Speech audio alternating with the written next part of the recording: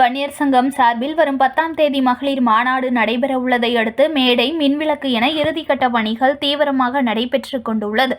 பாட்டாளி மக்கள் கட்சி நிறுவனரும் தலைவருமான ராமதாஸ் வன்னியர் சங்கம் சார்பில் மகளிர் மாநாடு ஆகஸ்ட் 10ஆம் தேதி பூம்புகாரில் நடைபெறும் என அறிவித்திருந்தார். அதன்படி மயிலாடுதுறை மாவட்டம் சீர்காழியை அடுத்த பூம்புகாரில் இடம் தேர்வு செய்யப்பட்டு பாமக நிறுவனர் ராமதாஸ் முக்கிய நிர்வாகிகளுடன் ஆய்வு மேற்கொண்டு மாநாடு எனது தலைமையில் நடைபெறும் எனவும் மாநாடு நடத்தும் நிர்வாகிகளை அறிவித்தார்.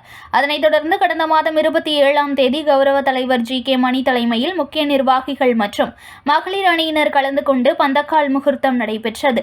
அன்றிலிருந்தே மாநாடு பந்தல் அமைக்கும் பணி தொடர்ந்து நடைபெற்று வருகிறது. இன்னும் 2 நாட்களே உள்ள நிலையில் மேடை, மின்விசிறி, மின் விளக்கு அமைக்கும் பணிகள் தீவிரமாக நடைபெற்று வருகிறது.